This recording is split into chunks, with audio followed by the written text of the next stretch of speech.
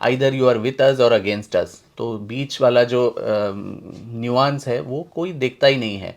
आप हमारे साथ हैं या हमारे विरोध में हैं, वही चीज़ लोग देखते रहते हैं। अनकंफर्टेबल ट्रूथ्स हैं जो सच्चाइयाँ हैं, जो लोगों को पचाने में मुश्किल होगी, उन सारी चीज़ों को हटा देना चाहिए। ये हमारे मन में ये गलत फहमी रहती है कि इससे आज के भारत के मुसलमान आहत हो जाएंगे। तो मुसलमान इनसे आहत क्यों होने हैं? जो विकृत तरीके से अपना इतिहास प्रस्तुत किया गया है, पूरा लेपापोती करके, जो सत्य है उसको न बोलना, ये हमेशा वही एक मिसअप्रेहेंशन है कि अगर ये बोल लें तो इससे सामाजिक समरसता खराब हो जाएगी। इतिहास में जो हुआ, टीपू सुल्तान हो या औरंगज़ेब, आप उनको इतिहास के पन्नों से मिटा दीजिए, ये भी एक स्टुपिडिटी आती है। तो वो पुराना जो सत्य है उसको आप कूड़ेदान में डाल सकते हैं। मैंने सावरकर के बारे में इतना संशोधन करके ये किताब लिखी है। 100 साल पहले जो लिख चुके हैं वही अल्टीमेट ट्रूथ बन जाएगा। फिर जिन्होंने बहुत गर्व से कहा कि हमने आज तक इतिहास में एक शब्द और एक कॉमा फुल स्टॉप भी नहीं बदला, जो बहुत ही शर्मनाक है, उसको गाजे बाजे के साथ कहने की ज़रूरत नहीं थी। तो एक तो है, हमारे भारतीय इतिहास बहुत ही दिल्ली केंद्रित है। आर्य आए बाहर से, उन्होंने ही हमको संस्कृति दी, सभ्यता दी, भाषा दी, ऋग्वेद दिया, सब बाहर से ही आया। यहाँ के लोगों ने कुछ नहीं किया। हम सब लोग सरकार से यही एक्चुअली उदास हैं कि वो लोग हमारी सुनते ही नहीं हैं, और हमारे जो सुझाव हैं कोई सुनता नहीं है। तो ये उस समय का और इस समय में अंतर है।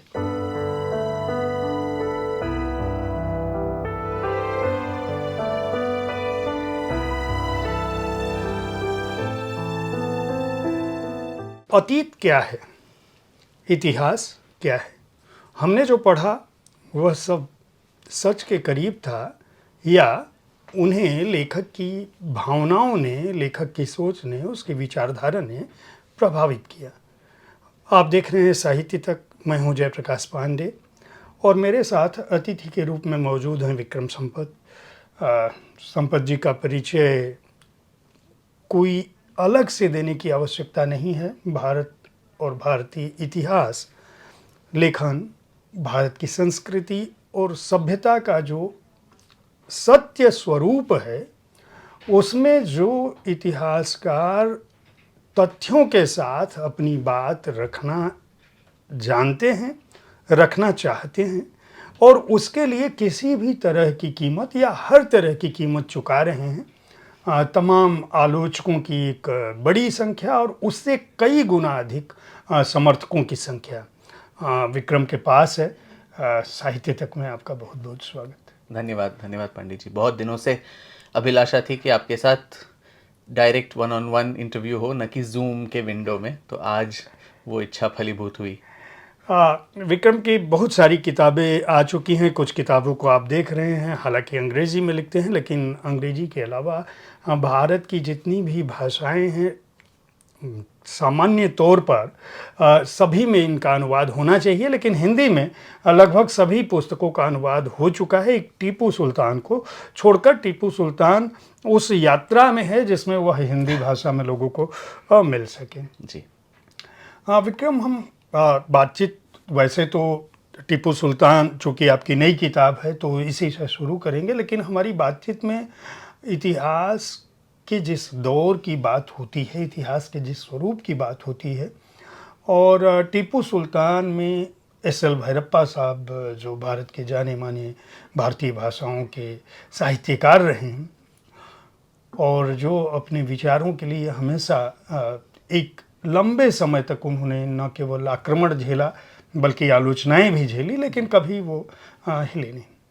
उन्होंने एक घटना का जिक्र किया है, मैं आपके मुंह से उस बात को सुनना चाहूँगा। और इसकी वजह यह है कि दरअसल आपका पूरा लेखन, जिस तरह से आप भी आलोचकों के निशाने पर रहते हैं, उसके पीछे क्या वजह है, हमारे दर्शक जान पाएंगे शायद। जी, आई थिंक मैं भैरप्पा जी को अपना आचार्य तुल्य मानता हूँ, क्योंकि उनकी बहुत सारी किताबें कन्नड़ा में जो आते हैं, उनको पढ़ते पढ़ते हम बड़े हुए, और हमें पता था तब से कि ये एक ऐसे कर्मठ आदमी हैं और उनको बिल्कुल किसी चीज़ का डर ही नहीं लगता, अभी 94 साल के हैं, अभी भी वो उतनी ही बेबाकी के साथ बात करते हैं, जो बहुत ही आई थिंक रेयर चीज़ है। तो वो जिस घटना का जिक्र करते हैं, वो एनसीईआरटी का कोई कमेटी था जो पाठ्य पुस्तक तैयार कर रहे थे, तो उसमें ये भी एक मेंबर थे, ये मैसूर में पढ़ाते भी थे। तो उस कमेटी में बहुत सारे जो जी पार्थसारथी नाम के एक जो डिप्लोमेट थे, वो उस कमेटी के चेयरमैन थे। तो उसमें क्लियरली मेंबर्स को ये आदेश दिया गया कि भारतीय इतिहास के जो अनकंफर्टेबल ट्रूथ्स हैं, जो सच्चाइयाँ हैं, जो लोगों को पचाने में मुश्किल होगी, उन सारी चीज़ों को हटा देना चाहिए, क्योंकि नेशनल इंटीग्रेशन, राष्ट्रीय एकता और सामाजिक समरसता इससे खराब हो जाएगी। ये शायद 1970 वाली दशक की बात है, जब इंदिरा गांधी की सरकार थी। तो इंदिरा गांधी की जब सरकार थी, आपको पता ही है कि उनको अपनी सरकार बनाने और बचाने के लिए वामपंथियों की ज़रूरत पड़ी। और वामपंथी हमेशा से जानते हैं, न केवल भारत में बट विश्व भर, कि सत्ता से उनको उतना लोभ नहीं है, परंतु लोगों के मन को हथियाना है। इंटेलेक्चुअल, कल्चरल, तो बौद्धिक हो या सांस्कृतिक क्षेत्रों में किस तरह से अपना कब्जा बनाए, वो ग्रामशी का थ्योरी जो है वो इंटेलेक्चुअल टेक ओवर के बारे में ही है। तो यहाँ भी उन्होंने इंदिरा गांधी से वही कहा कि आप हमें शिक्षा मंत्रालय और संस्कृति मंत्रालय, ये इन मंत्रालयों पे हमारा अधिकार होना चाहिए, और ये मान भी गई, क्योंकि उनको सरकार बचानी थी।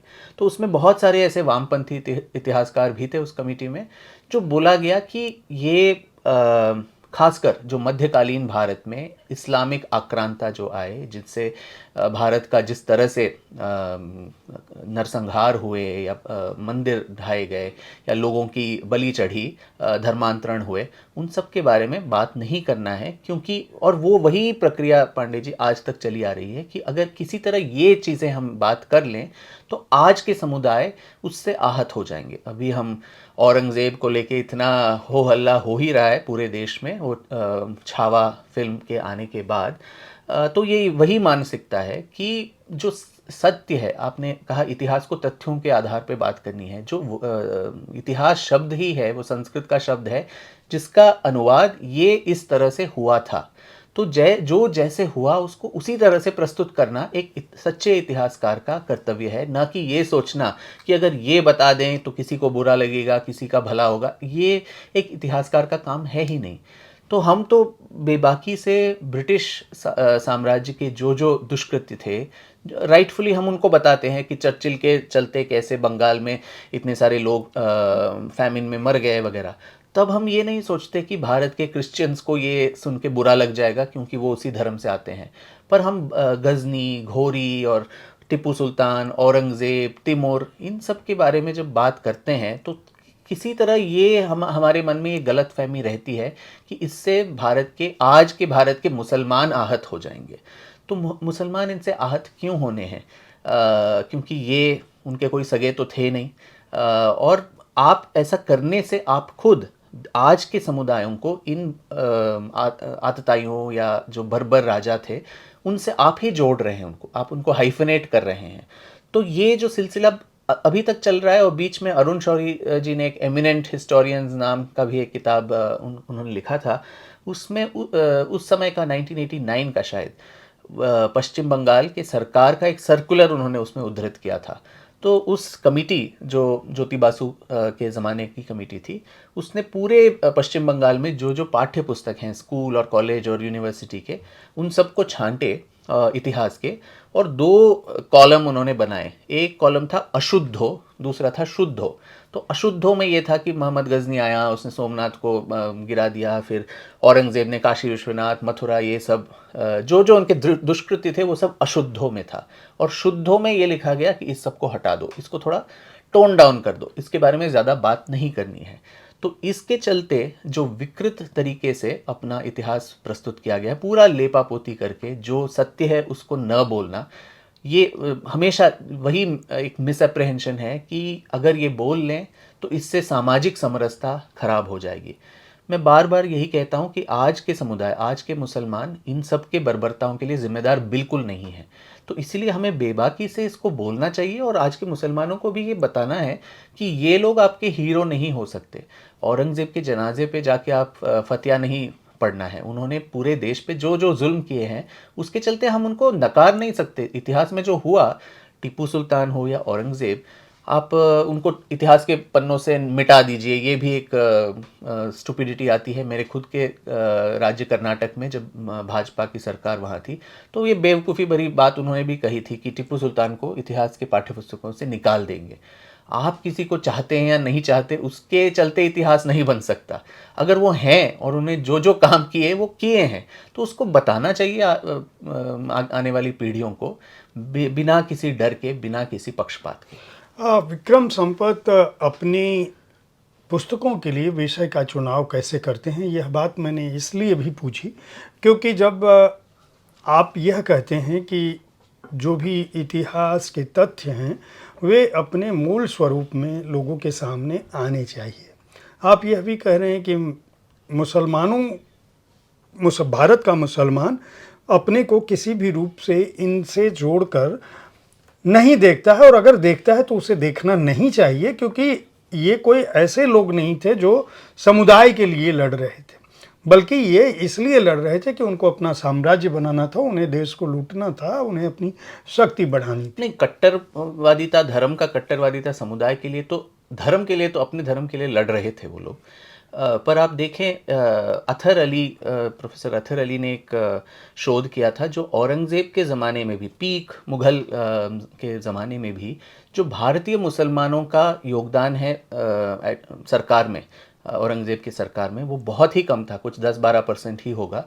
ज़्यादातर लोग, ऑलमोस्ट 50% के आसपास, तुरानी, ईरानी, अफ़गानी, वो वहीं से लोग आके यहाँ की का सत्ता संभालते थे।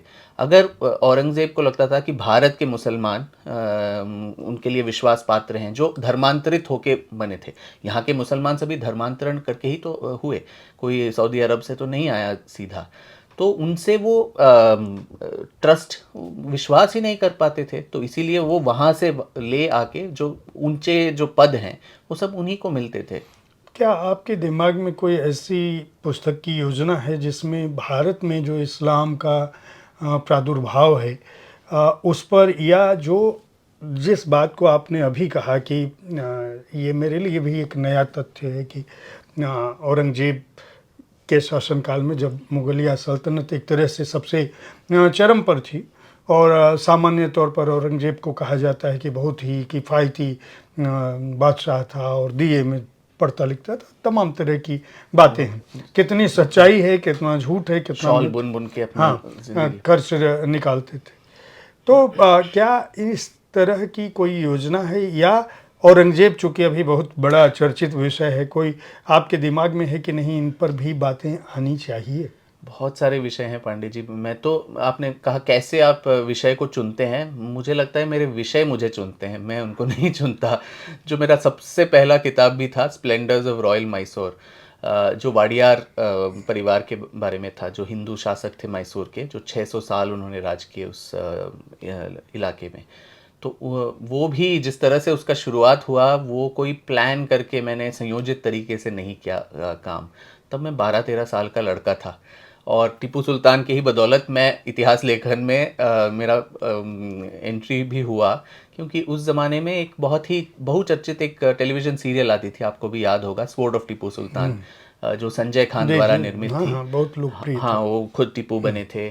तो उसमें, क्योंकि अब देखिए, टीपू और उसके पिता हैदर अली, वो उन्होंने जो सिंहासन है वो वाडियार महाराजा से छीन लिया था। हाँ, आपने किताब में लिखा है। हाँ बिल्कुल, इसका पूरा वर्णन किया है कि आपने बल्कि मैकियावेली हैदर कहा। हाँ हाँ, बहुत ही उन्होंने कूटनीति और राजनीति से, आज के राजनेता अगर देख लें तो शर्मसार हो जाएंगे, जिस तरह से इन्होंने गठबंधन किए अलग अलग लोगों के साथ।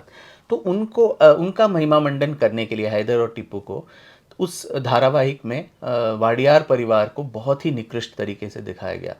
याद होगा आपको कि जो महाराजा थे उनको एक मोटे आदमी जो जोकर की तरह नर्तकी, राजनर्तकी के साथ नृत्य कर रहे हैं, और महारानी जो लक्ष्मी अम्मणी है, तो उनको भी बहुत ही एक वैम्प की तरह से दिखाया गया।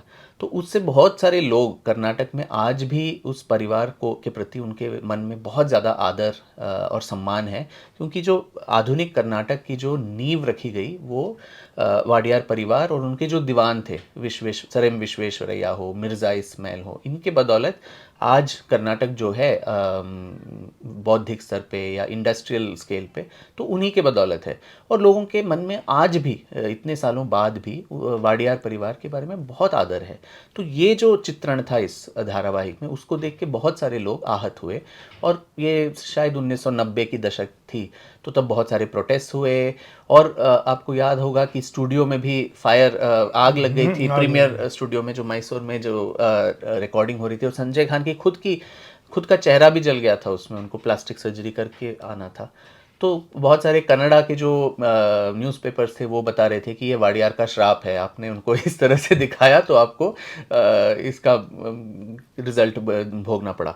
तो एक 12-13 साल का लड़का, पता नहीं मुझ में क्या हुआ, मेरे परिवार का और मैसूर का कोई संबंध था ही नहीं। मैं आधा तमिलियन हूँ और आधा महाराष्ट्रियन हूँ, तो पर बेंगलोर में रहते हैं हमेशा से। तो पता नहीं एक खोज की क्या अलग जग गई कि मुझे लगा कि मुझे ये सत्य जानना है, सत्यान्वेषण पे निकलना है। कभी ये सोच के नहीं कि ये किताब एक दिन बनेगी या मैं खुद इतिहासकार बनूंगा। स्कूल में तो जो सबसे नीरस विषय मुझे लगता था वो इतिहास ही था, और सबसे ज़्यादा पनिशमेंट भी अगर मुझे किसी सब्जेक्ट के लिए मिला है वो इतिहास का ही है, क्योंकि मैं रट्टा बिल्कुल नहीं मार पाता था कि कौन किसके बाद किस ईस्वी में आया, कौन सा युद्ध कब लड़ा गया। तो ऐसे एक लड़के को पता नहीं, और वो जुनून जो था, जो पागलपन था, वो ऑलमोस्ट 10 साल तक चला। तो हर एक वेकेशन में हम मैसूर जाते थे, और इसमें बेचारे मेरे माता पिता, मेरी नानी सब जुड़ गए। फैमिली प्रोजेक्ट हो गया कि वहाँ जाओ, राज परिवार के लोगों से मिलो, वहाँ के जो पुराने इतिहासकार हैं, पुराने ज़माने के लोग हैं, उन सब से बात करो, संग्रह करो जो भी दस्तावेज़ हैं, और अपना एक छोटा सा एक लॉग बुक जैसा बनाता था। उस समय में मैं स्केचिंग भी करता था, तो राजमहल में बैठ के घंटों घंटों उन सबका चित्र बनाना, राजा और रानी का। तो इस तरह का एक प्रोजेक्ट सा बना। तो ये 10 साल के बाद, पहले वो एक महाराजा और महारानी के प्रति मेरा इंटरेस्ट जगा था, धीरे धीरे वो पूरा उनके वंश के बारे में मुझे जानने की आतुरता हुई। और जैसा मैंने कहा, 600 साल उन्होंने राज किए, पर आधुनिक ज़माने में उनके पूरे शासनकाल का एक भी किताब नहीं था जो उनके जो राजनैतिक हो, सामाजिक, सांस्कृतिक, आर्थिक इतिहास का वर्णन करने वाला। तो इसीलिए बहुत सारे लोगों ने बोला कि तुमने इतना ज़्यादा इकट्ठा किया है इन्फॉर्मेशन, तो इसको एक किताब में आप क्यों ना लिख लें। तो ऐसे देखते देखते, पता नहीं खेल खेल में वो किताब 2008 में आई, मेरी पहली किताब, splendours of royal Mysore, the untold story of the Wadiyars. और मैंने सोचा ये होने के बाद मैं अपना बहुत ही नीरस जो डे जॉब था मेरा कॉर्पोरेट, इसमें मैं उसी में फिर से तल्लीन हो जाऊंगा। पर नियति को कुछ और ही मंजूर था कि एक के बाद एक किताबें, विषय जुड़ते गए। मैसूर के राजमहल में संशोधन करते वक्त मुझे गौहर जान का जिक्र वहाँ पे मिला, और वो एक अलग किस्सा कहानी हो गया। तो इस तरह हर एक चीज़ के पीछे अंग्रेज़ी का एक शब्द है सेरेंडिपिटी, जो सुखद दुर्घटनाएं हैं जो हैप्पी एक्सीडेंट्स हैं। तो इसी तरह मेरा साहित्य क्षेत्र में और इतिहास लेखन के क्षेत्र में आज तक का सफ़र जो है, मैं इसी तरह इसको लेता हूँ कि मैं कुछ संयोजित तरीके से प्लान करके कुछ करता नहीं। जैसे होता है, I am just a very available instrument कि मेरे थ्रू ये काम हो रहा है बस। विक्रम, क्या आपको लगता है कि भारत का जो इतिहास है, जिस बात को आप अभी कह रहे हैं कि वामपंथी दृष्टिकोण से बातें रखी गई, तथ्य भी आपकी किताबों में भी दिखते हैं, और जब भी कोई बात आती है तो यह बात सामने आती है। लेकिन एक आरोप लगातार लगाया जाता है कि आप जैसे इतिहासकार जो तथ्यों को सामने रखना चाहते हैं, और जिनका ये मानना है कि इतिहास को उसके मूल स्वरूप में ही सामने आना चाहिए, और वर्तमान परिवेश को इतिहास के तथ्यों के साथ छेड़छाड़ नहीं करनी चाहिए। हम ये सोच के कि किसी की भावनाएं आहत होंगी, यह सोच के कि इसका हमारी सामाजिक समरसता या हमारी राजनीति प्रभावित होगी, इतिहासकार को कम से कम ये काम नहीं करना चाहिए। राजनीति का ये काम हो सकता है, इतिहासकार का नहीं हो। लेकिन यहाँ आरोप ये लगाया जा रहा है कि इतिहास मतलब आप जैसे इतिहासकार जो है वह पुनर्परिभाषित करने की कोशिश कर रहे हैं और गलत ढंग से बातों को रखना चाह रहे हैं। इसकी शायद मुझे लगता है एक वजह यह भी है कि जो आपकी पुस्तकें हैं गौहर जी के बाद जब आपने सावरकर जी पर आपने किताब लिखी और 2 बड़ी किताबें आई, आपकी पुस्तक से पहले राष्ट्रीय स्वयंसेवक संघ के गलियारों में या संघ की विचारधारा से जुड़े लोगों में जो लोग किसी कारण से गांधीवाद का विरोध कर रहे थे या नेहरू की राजनीति का विरोध कर रहे थे, चाहे उसके पीछे सियासी वजह हों, उनको छोड़ दिया जाए। मतलब जो विरोधी लोग हैं वह सावरकर को एक तरह से खलनायक मानते रहे। एक बड़ा पक्ष है जो आपने किताब की भूमिका में ही लिखा है। एक और भी तथ्यात्मक बात मैं अपने दर्शकों को बताऊं, आप किताबें पढ़ेंगे तो जानेंगे।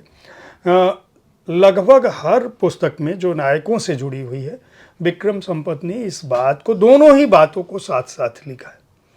आपने कहीं भी ये नहीं छुपाया है कि नहीं मैं जिनके बारे में कह रहा हूँ उनके बारे में कोई विपरीत अवधारणा नहीं की। वो बाकायदा कहते हैं कि किसी के लिए ये महानायक हैं, नायक हैं, और किसी के लिए खलनायक भी हैं, विपरीत नायक भी हैं।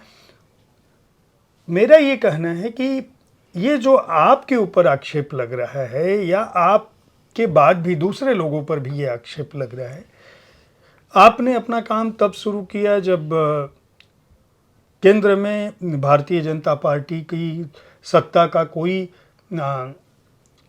पता भी नहीं था कि ये सरकार बनाएंगे या कभी होंगे। लेकिन आप लगातार आक्रमणों का शिकार होते हैं, खासकर सोशल मीडिया पे आपके आलोचक। आप इसको किस रूप में देखते हैं और आपका क्या मानना है कि अभी जो काम हो रहा है, जो आप लोग कर रहे हैं या जो आप कर रहे हैं, कितना समय और कितने लोग लगेंगे तो भारत का बच्चा बच्चा यह जान पाएगा कि वाकई हमारा इतिहास, जिसको हम भारत कहते हैं, जिसको हम सनातन कहते हैं, जिसको हम हिंदू कहते हैं, या हमारे जो नायक थे वो नायक ये थे। अभी आपकी ये जो पुस्तक है जो शौर्य गाथा है भारत के इतिहास के अविस्मरणीय योद्धा, इसमें आपने 15 मैं अगर गलत नहीं हूँ तो 15 नायकों की, महानायकों की बात की है, और नायिकाएं भी हैं, जिसमें हम तो नायक कहेंगे क्योंकि हम जेंडर में उनको नहीं विभाजित करना चाहते। ये तथ्य है कि वो महिलाएं थी, बट उनका जो काम था वो किसी भी नायक से बड़ा था अपने कालखंड में, और ये उपेक्षित थी जी। तो आपका काम लगातार या तो इतिहास के नायकों को उनके तथ्यों के साथ सामने रखने का है, और जो वर्तमान समाज है उसको आप सोचते हैं कि वो पढ़े और जाने और वो खुद से निर्णय करे कि ये कौन थे, ये नायक थे, खलनायक थे, या कुछ भी नहीं, एक मनुष्य थे जो अपनी कमियों के साथ, अपनी अच्छाइयों के साथ सामने थे। कितना वक्त लग सकता है और आपका उद्देश्य क्या रहा है, और आप पर जो आरोप लगते रहे उन पर आपका क्या है? ये आरोप प्रत्यारोप, इनसे मैं बहुत उससे दूर पहुंच चुका हूं, क्योंकि बार बार मैंने हर जगह पे ये कहा है कि मुझे राजनीति में कोई दिलचस्पी नहीं। मेरे परिवार में भी हो या मुझे हो, राजनीति हो या क्यों राष्ट्रीय स्वयंसेवक संघ से भी हमारा कोई नाता नहीं है। जैसा आपने कहा, बहुत पहले से हम काम करते ही आ रहे हैं, तब किसी ने देखा नहीं, अब ज़्यादा, और सावरकर के बाद तब तो जंगल में मोर नाचा किसने देखा, वही हो रहा था हमारा हाल। बट अभी चीज़ें बदल गई हैं। पर ठीक है, ये समय ही ऐसा है पांडे जी कि either you are with us or against अस। तो बीच वाला जो न्यूआंस है वो कोई देखता ही नहीं है। आप हमारे साथ हैं या हमारे विरोध में हैं, वही चीज़ लोग देखते रहते हैं। पर इतिहास जो है, मैं अंग्रेज़ी में एक कविता बचपन में हमने पढ़ी थी कि blind man and the elephant. तो 4-5 जो अंधे हैं वो उनको एक कमरे में लेके आते हैं और वहाँ एक बड़ा सा हाथी है। तो सारे जो ब्लाइंड मैन हैं, अंधे हैं, उनको बोला जाता है कि आप हाथी को छू के बताइए कि हाथी किस तरह से दिख रहा है। तो एक अंधा जो है उसका सूंड पकड़ लेता है और बोलता है हाथी इस तरह से है। कोई और उसका पूंछ पकड़ के बोलता है हाथी बहुत ही एक थिन हाथी है। और दूसरा जो उसका शरीर है उसको पकड़ता है, कोई उसका जो टस्क है वो पकड़ता है और अपने अपने हिसाब से उसका वर्णन करता है। और वो सारे लोग सही भी हैं अपने वर्णन में, बट सारे लोग गलत भी हैं, क्योंकि हाथी का चित्रण या हाथी का वर्णन उन सभी के जो वर्णन है उनका सम टोटल से उस हाथी का चित्रण बन सकता है। तो मुझे लगता है जो एलिफेंट इन द रूम जो बोलते हैं वो इतिहास है। इतिहास को वो इतिहास ही वो हाथी है। और हम सारे जो इतिहासकार हैं वो अंधों के समान हैं, जो अपने अपने क्षमताओं और अपने अपने जो दस्तावेज हमारे हाथ लगे हैं उसको एक अंधे की तरह हम उस पे हाथ रख रख के वर्णन कर रहे हैं। तो इसीलिए इतिहास में कोई डेफिनेटिव वर्ड, यही सबसे सही बात है, ऐसा ऐसा बोलना एक इतिहासकार के लिए अपना गर्व प्रस्तुत करना होगा। जबकि मुझे लगता है कि एक इतिहासकार को बहुत ही सविनयता से ये मान लेना चाहिए कि मुझे सब कुछ नहीं पता है। जितने तथ्य मेरे हाथ में आए हैं उसी के बदौलत मैं अपने हिसाब से ये सत्य रख रहा हूँ। इसलिए अलग अलग विचारों को इसमें पनपने के लिए जगह मिलनी चाहिए। और जो फाइनल वर्ड तो कुछ है ही नहीं। हमारे जो दर्शन है नेति नेति, न इति न इति, ये आखिरी, this is not the last word, इसमें और संशोधन होना है। अगर अतीत के बारे में सब कुछ हमने जान लिया है और कुछ जानने के लिए बाकी ही नहीं है तो इतिहासकार की ज़रूरत क्या है? तो उसमें संशोधन के लिए जगह कहाँ है? जैसे जैसे नए तथ्य आते आए तो वो पुराना जो सत्य है उसको आप कूड़ेदान में डाल सकते हैं। मैंने सावरकर के बारे में इतना संशोधन करके ये किताब लिखी है।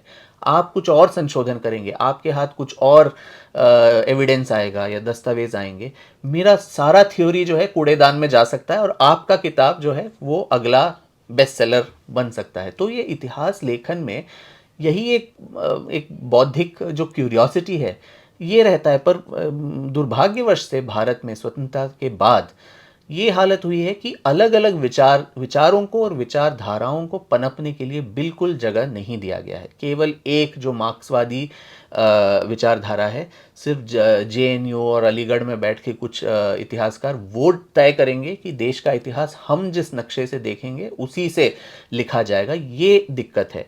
और आयरनी की बात यह है कि ब्रिटिश सरकार के वक्त भी, जब हम एक कॉलोनी थे, तब भी जो राष्ट्रवादी इतिहास, जो नेशनलिस्ट स्कूल ऑफ हिस्टोरियोग्राफी जिसको कहते हैं, सर जदुनाथ सरकार हो गए या doctor RC Majumdar, KP Jayaswal, VK Rajwade, Bhandarkar, बहुत सारे लोग जो थे उस समय, उनको पनपने का एक मौका दिया जाता था। जबकि स्वतंत्रता के बाद इसका और आविर्भाव होना चाहिए था कि अलग अलग विचार हैं। मैं किसी का खंडन नहीं करता, उनसे इत्तेफाक नहीं रखूंगा, पर उनको बैन कर देना चाहिए, उनको निकाल देना चाहिए, ऐसा नहीं है। अलग अलग विचारों को पाठक पढ़े, छात्र पढ़े और फिर अपना मन बनाए। हम ऐसा न समझे जो पाठक है या छात्र है इतना मूर्ख है कि हम सब चीज़ें गुट्टी पिलाएं उसको बता के। तथ्यों के आधार पे, आपने कहा जो तथ्य हैं, ये टीपू सुल्तान के किताब में भी ऑलमोस्ट 150 पन्ने जो हैं वो सिर्फ फुट नोट्स हैं। जो भी बात एक इतिहासकार करे उसके लिए सोर्स हो, एक रेफरेंस हो, तो उसके बेसिस पे अगर कोई बात कर रहा है तो उसको गलत या उसका रिविजनिस्ट हिस्ट्री ऐसे कैसे कह सकते हैं? तो इतिहास कोई शाश्वत चीज़ नहीं है। जो शाश्वत रह जाता है वो स्टैग्नेट हो जाता है। ये एक नदी के समान बहते रहना चाहिए। अलग अलग लोग, हर पीढ़ी के लोग इसको देखेंगे, अलग अलग तथ्यों से, अलग अलग नज़रिए से उसको देखेंगे, समझेंगे और लिखेंगे। यही तभी तो इतिहास लेखन हो पाएगा। नहीं तो जो 100 साल पहले जो लिख चुके हैं वही अल्टीमेट ट्रुथ बन जाएगा फिर। कितना समय, आपको क्या लगता है, कितने लोगों को काम, कितने विक्रम संपत्त होंगे जब ये भारत का जो असली इतिहास है जिसकी बात हम जहाँ से भी शुरू कर रहे हो कालखंड, हालांकि हम हमारी जो संस्कृति और सभ्यता है उसमें अतीत तक जाना बहुत मुश्किल है। हम खुद भी अभी उसको, मुझे लगता है कम से कम मुझे अभी तक कोई ऐसा तथ्य नहीं मिला जो ये कह दे कि भारत का इतिहास है वो इस कालखंड से शुरू होता है। बिल्कुल। हमें नहीं, मुझे लगता है कि मानव सभ्यता का जो विकास है हम उन सभ्यताओं में हैं जो उसी समय से पनपती हैं। और मैं इसके लिए वैदिक कालखंड या पौराणिक कालखंड की बात भी नहीं कर रहा हूँ, मैं इतिहास की भी बात करें तो भी हम काफ़ी पहले तक जाते हैं। आपको क्या लगता है कि हमारे महान राजाओं का, क्योंकि जब मुझे याद है जब टीपू सुल्तान आई थी। तो कुछ मित्रों से विमर्श हो रहा था। उस दौरान उन्होंने कहा कि विक्रम जी जो है वह दक्षिणपंथी जानबूझ के मुस्लिम नायकों को इसलिए ले रहे हैं, या सावरकर को उन्होंने लिया ताकि कांग्रेस और वामपंथी विचारधारा को कहीं न कहीं से क्षति पहुंचाई जाए। उन्होंने अशोक के बारे में तो नहीं लिखा, जो चंडा अशोक था, और उसने भी तो अपने भाइयों की हत्या की थी। तो यह एक तर्क है कनिष्क के बारे में, और अशोक के बारे में जब बातें आती हैं तो इस तरह की बातें उठती हैं कि आपने उन नायकों को क्यों नहीं उठाया। अब ऐसा तो नहीं है कि मेरी जो साहित्य की जर्नी है ख़त्म हो गई अभी। बचा है समय। मैं तो भगवान से यही प्रार्थना करता हूँ कि और बहुत साल मैं रहूँगा जीवित और लिखूँगा भी। तो ऐसे बहुत सारे विषय हैं जो अभी लेना बाकी है। और आपने बहुत अच्छी बात कही पांडे जी कि इसमें कितना समय लगेगा, कितने लोग लगेंगे। ये एक बड़ा महायज्ञ है और इसको सिर्फ एक आदमी नहीं कर सकता। और दुर्भाग्यवशात हमारे आज की जो सरकार है वो भी इसमें उदासीन है इतिहास लेखन। हालांकि उनको दोनों तरफ से उनको लाठी पड़ती है।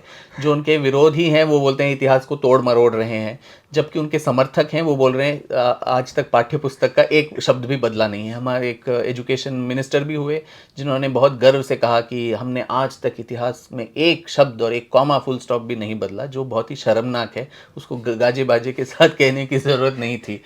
तो हम दूसरे को कब तक कोसते रहेंगे। और जो गैर वामपंथ है जो हर बार केवल ये कंप्लेन करते हुए बैठेंगे, जो वामपंथी इतिहासकारों ने ऐसा ऐसा किया या आज की सरकार ये नहीं कर रही है, तो कब तक हम दूसरों को आरोप लगाते हुए खुश रह पाएंगे।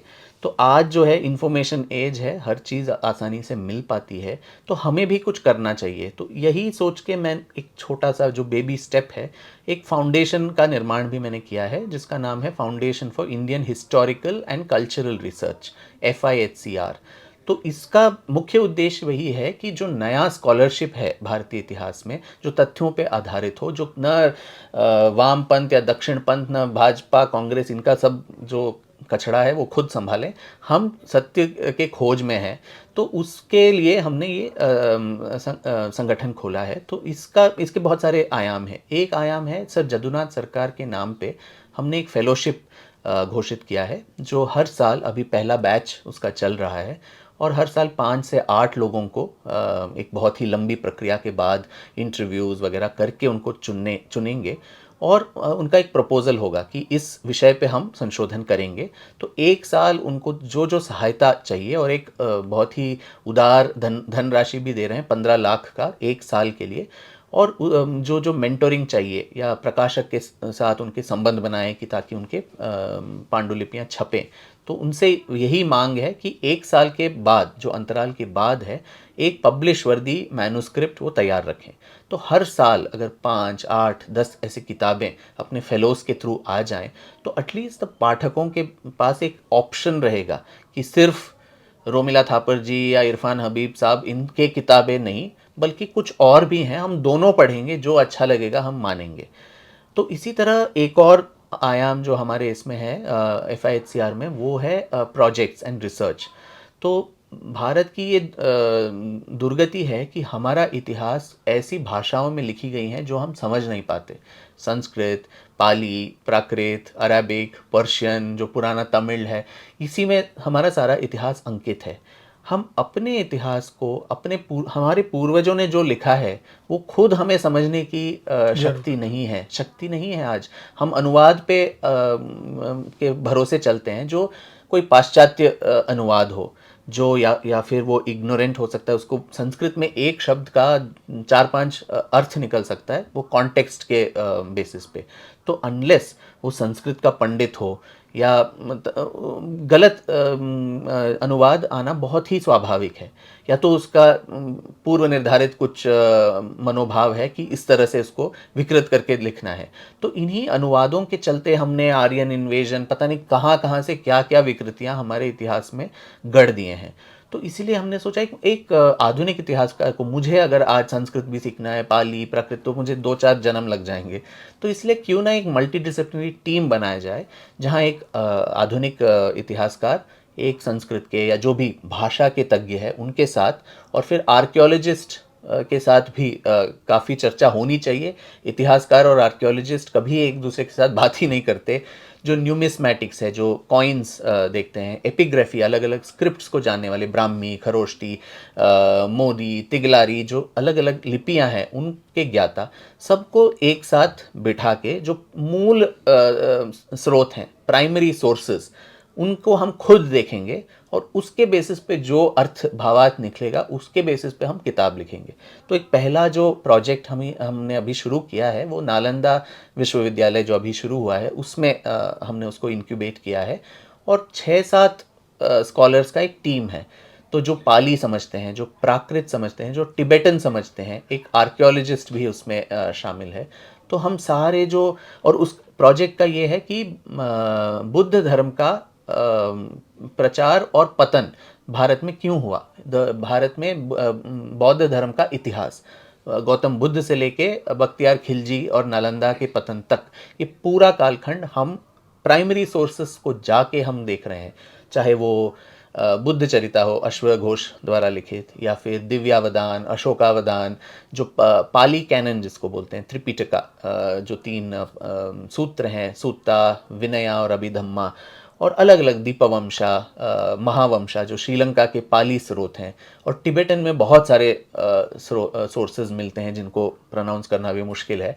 तो इन सब को लेके हम उस पूरा कालखंड जो है, जो ऑलमोस्ट हमारे प्राचीन भारत का इतिहास है, उसमें अशोक का भी वर्णन आता है, उसमें पुष्यमित्र शुंग का भी आता है। कोई कमेंट्स में डाल देंगे पर पुष्यमित्र ने तो इतने सारे स्तूपों का को ध्वंस किया था, तो उसके क्या स्रोत हैं, क्या ये सत्य है?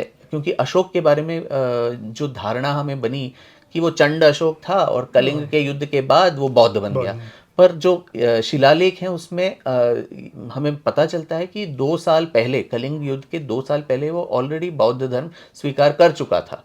तो ये सारी चीज़ जो विकृत तरीके से हमको बताए गए हैं, मिहिराकुल के बारे में बताते हैं कि उन्होंने भी काफ़ी बौद्ध स्तूप और विहार गिराए, बंगाल के शशांक जो गौड़ वंश के थे, और कश्मीर के हर्ष जो राजा थे, इन सब के बारे में बातें आती रहती हैं।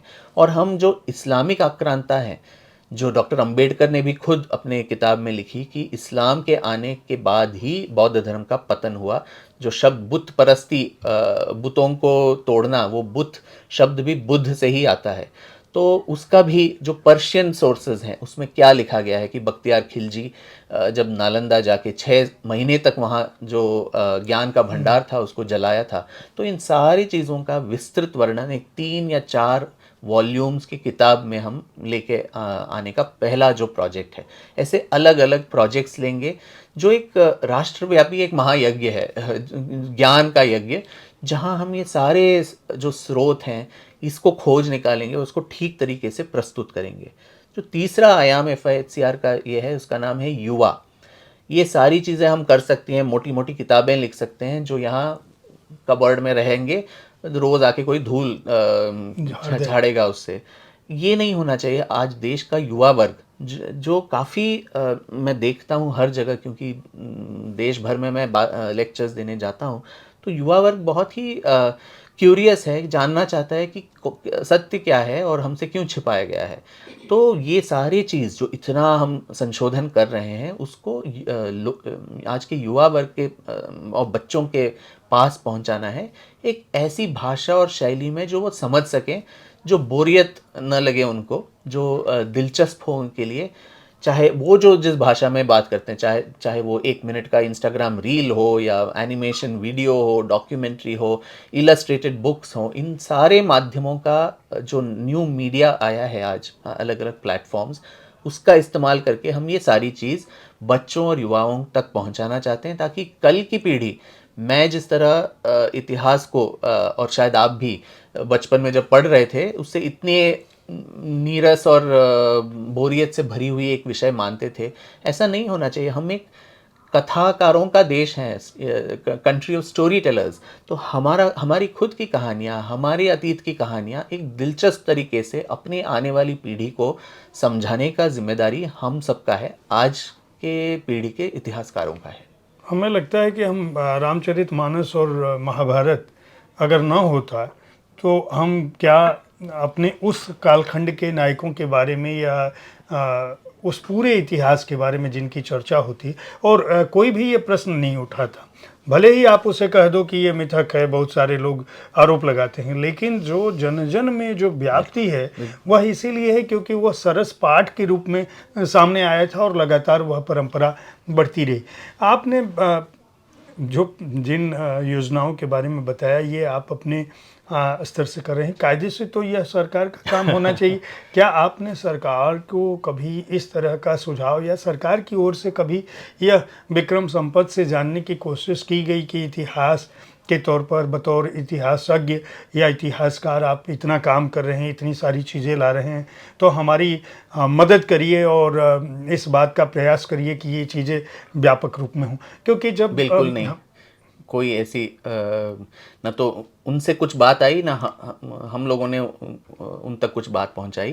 पहले बहुत सारे लोग थे जो बताते थे, सुझाव देते थे, पर अगर सुझाव कोई सुनना नहीं चाहता तो हमें और भी काम है सब लोगों को। तो हम अपने अपने क्षेत्र में, हमारी अंतरात्मा को शांति पहुंचनी चाहिए कि हमने कुछ तो किया अपनी तरफ से, कि न केवल सिर्फ दोषारोपण करने का या कंप्लेन करने का कि ऐसा नहीं है, इसने तोड़ा, उसने मरोड़ा, या सरकार कुछ नहीं कर रही है। पर आपने सही बात कही कि ये जो राष्ट्रव्यापी एक आंदोलन की तरह होना चाहिए, क्योंकि देखिए बहुत सारे जो विकृतियां अगर हम जोड़ते जाएं तो एक तो है, हमारे भारतीय इतिहास बहुत ही दिल्ली केंद्रित है।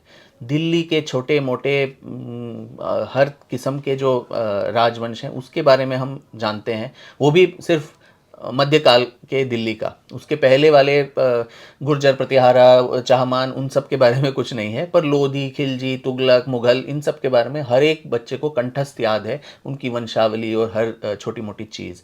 पर भारत का जो बड़ा भूभाग है, दक्षिण भारत जहाँ से मैं आता हूँ, वहाँ के सारे जो राज परिवार हैं, चोल वंश जो 1000 साल तक उन्होंने राज किया, और साउथ ईस्ट एशिया तक राजेंद्र चोल का जो नेवी एक्सपेडिशन वहाँ हुआ, नौसेना अभियान, तो ये सारी चीज़ें हों।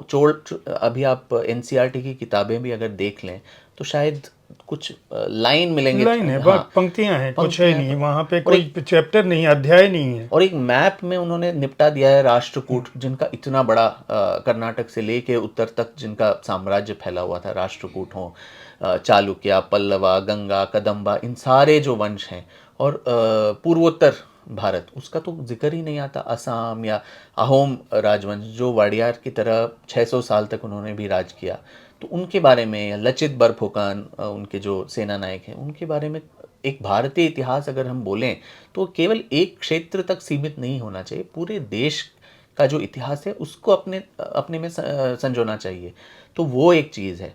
दूसरी चीज़ जो है, हमें एक लूज़र नेशन, जो हम एक के बाद एक युद्ध सिर्फ हारते गए, आर्य आए बाहर से, उन्होंने ही हमको संस्कृति दी, सभ्यता दी, भाषा दी, ऋग्वेद दिया, सब बाहर से ही आया, यहाँ के लोगों ने कुछ नहीं किया। और उसके बाद एक के बाद एक जो अरब आए, तुर्क आए, मुग़ल आए, पुर्तगाली आए, फ्रेंच आए, फिर अंत में ब्रिटिश आए, हम सब घुटने टेकते ही रहे और सबके सामने परास्त होते रहे। अगर आज हम एक प्री ब्रॉन्ज एज इरा की सभ्यता की तरह आज भी जीवित हैं, हमारी भाषाएं जीवित हैं, हमारे धर्म जीवित हैं, हमारे खान पान, वेशभूषा, ये सब जीवित है, तो कुछ तो क्षात्र धर्म हमारे बेचारे पूर्वजों ने भी दिखाया होगा, कुछ तो ऐसे युद्ध होंगे जो हमने भी जीते होंगे। तो इनका जिक्र, और जो ये शौर्य गाथाओं में मैंने किया 15 लोगों का, इनका जिक्र क्यों नहीं आता हमारे पाठ्य पुस्तकों में और हमारे जनमानस में? पाठ्य पुस्तक एक चीज़ है, हम सबको ये अरब इन्वेजन के बारे में तो बिल्कुल पता होगा कि 712 में वो हुआ, तो पर उसके पहले 60 या 70 साल लगे अरबों को सिंध पे आक्रमण करने का। और छाछा जो वहाँ सिंध के राजा थे और उनके बेटे दहर, उनके बारे में किसी को, बच्चों को भी आप पूछें तो मोहम्मद बिन कासिम उसका नाम याद है। और पहले जो 712 में जो अरब इन्वेजन हुआ, उसके बाद भारत में पहली इस्लामिक जो सल्तनत है उसकी स्थापना करने में उनको 500 साल लगे। जो दिल्ली सल्तनत जिसको कहते हैं, वो 500 साल बाद 1206 में हुआ। तो 500 साल तक हमारे पूर्वज अलग अलग क्षेत्रों में इनको खदेड़ते ही रहे बाहर। जो ललितादित्य हों कश्मीर के, कन्नौज के यशोवर्मन, गुर्जर प्रतिहारा के जो राजा, और फिर बप्पा रावल, महाराणा बप्पा रावल मेवाड़ के, और दक्षिण के भी दंती दुर्ग जो राष्ट्रकूट महाराजा थे, चालुक्य वंश के विक्रमादित्य, ये सारे लोग गठबंधन करते करते अपने एक दूसरे के साथ झगड़ा तो होता ही रहता था, पर बाहर से अगर कोई आक्रमण करे तो ये बाहर वाला है, इसका जो संज्ञान वो लेके अपने जो वैमनस्यता है उसको दूर रख के साथ गठबंधन करके उनको खदेड़ते थे। और ये बात 11वीं शताब्दी तक जो गाहदवाल वंश जो काशी पे राज करते थे, महाराजा गोविंद चंद्र, उन्होंने एक तुरुष्क दंड नाम का एक टैक्स भी लगाया। तुरुष्क बाहर के लोग हैं, तब तक गजनी घोरी इन सब का, गजनी का तो आक्रमण हो गए थे, गोरी बाद में आए।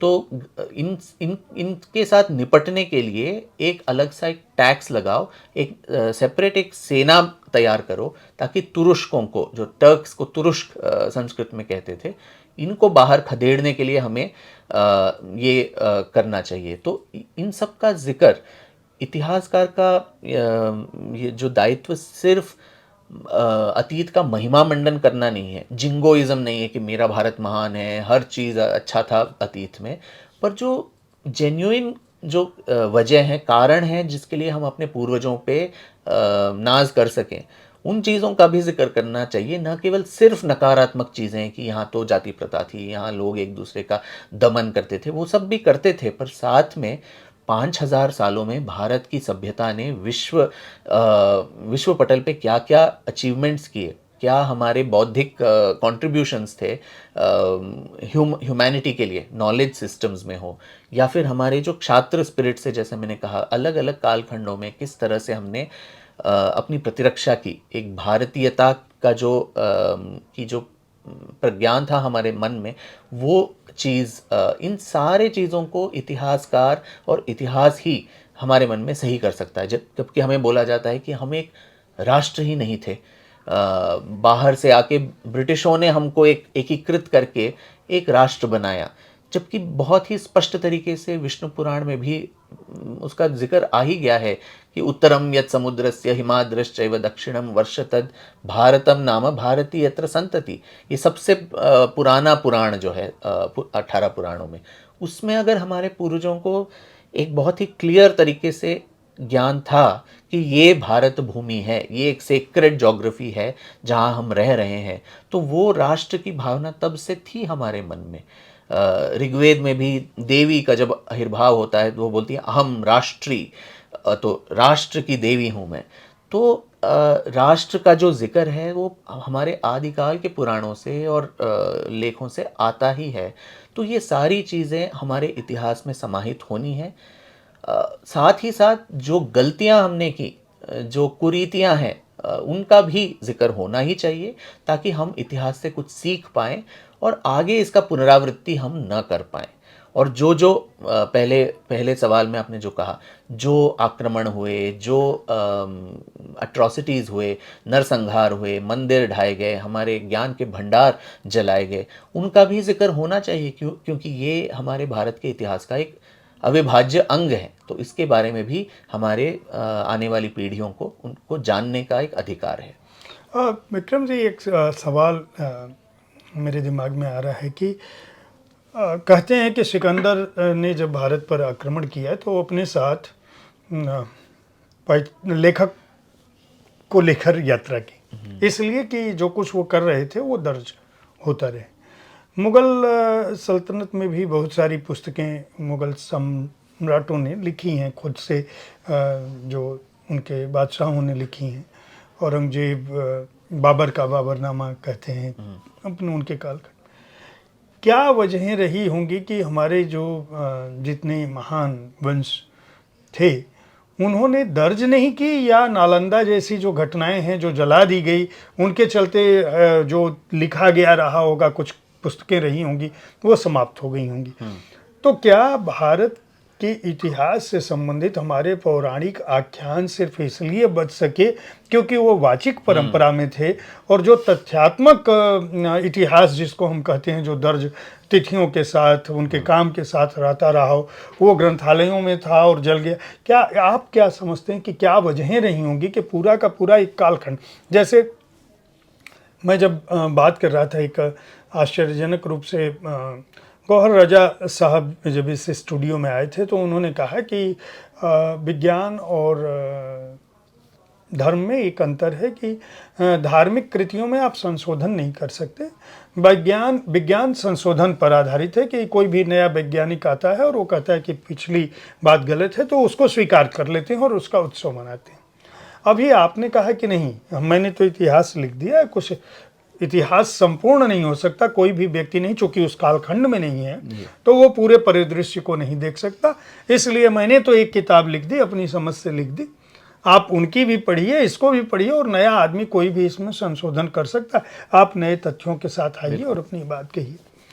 आप तो बहुत उदारता से इस बात को कह रहे हैं। तो मेरा ये कहना है कि ये जो कालखंडों का में चीज़ें मिसिंग हमें लगती हैं कि ये चीज़ें नहीं हैं। आपने एक चीज़ दर्ज की कि ये पूरे भारत का आपने एक परिदृश्य हमारे सामने रखा। क्या वजहें थी? आप अपनी पुस्तक में भी आपने 1930 में टाइम्स ऑफ इंडिया में महात्मा गांधी जी के आर्टिकल के साथ आपने ये उल्लेख किया है कि उन्होंने भी, उनके जैसा आदमी जो अहिंसा का पक्षधर था, उसने भी टीपू सुल्तान को इसलिए महिमा मंडित किया क्योंकि वो उसके निधन के समय युद्ध में उसके हाथ में।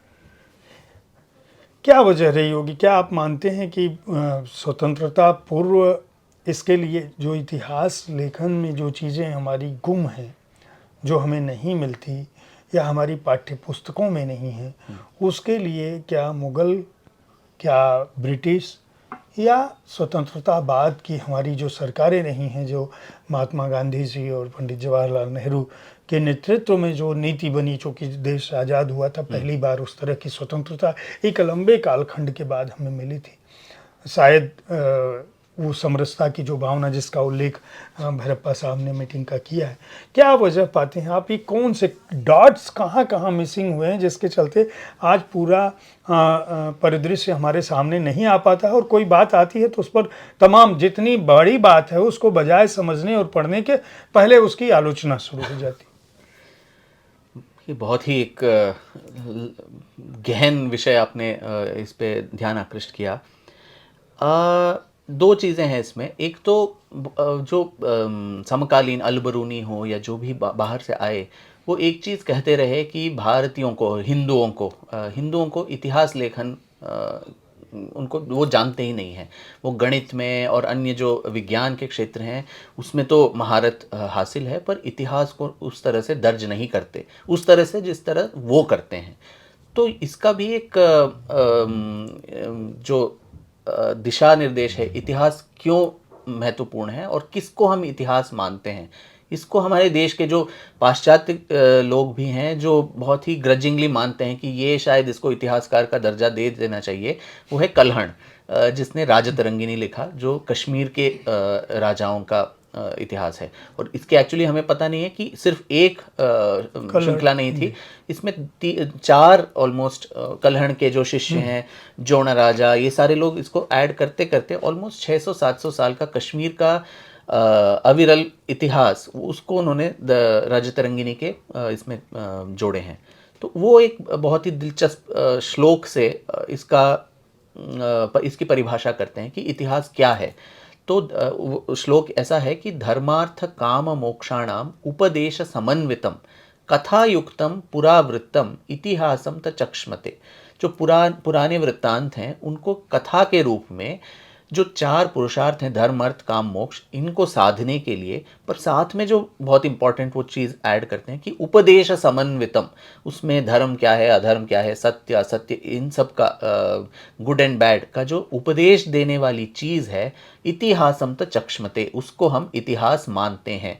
और इस इतिहास के श्रेणी में जो 18 पुराण हैं और रामायण और महाभारत हैं। तो अगर इस परिपाटी पे हम देखें और कसौटी पे कस के देखें कि धर्म और अधर्म के बारे में इन सारे लोग इसके पे बोलते हैं, और कथा के रूप में इसका वर्णन है।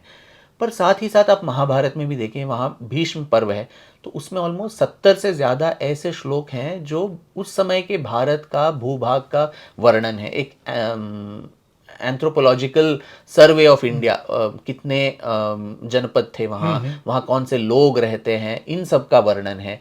वंशावली, हर एक पुराण में वंशावलियाँ भी निहित हैं। तो ये सारे एक पेड़ के अंदर छुपा हुआ फल, ऐसे ही हमारे इतिहास को खोजने की ज़रूरत होती है, जो पाश्चात्य इतिहास लेखन से काफ़ी भिन्न है। हमने इसको पूरी तरह से गौण कर दिया क्योंकि हमें संस्कृत आती नहीं है, हमें उन सब चीज़ों को किस तरह से लेना है वहाँ से इंफॉर्मेशन, वो हमें पता नहीं है। जातक कथाओं में जो बौद्ध साहित्य है, उसमें इतिहास का बहुत अच्छा वर्णन है, जो तमाम जो उस समय के वंश थे, चाहे वो शिशुनाग हो, नंद हो या मौर्य हो, इन सब का बखान न केवल पुराणों में पर जातकों में भी मिलता है। तो हम दोनों को एक कंपैरिजन करके भी हम देख सकते हैं।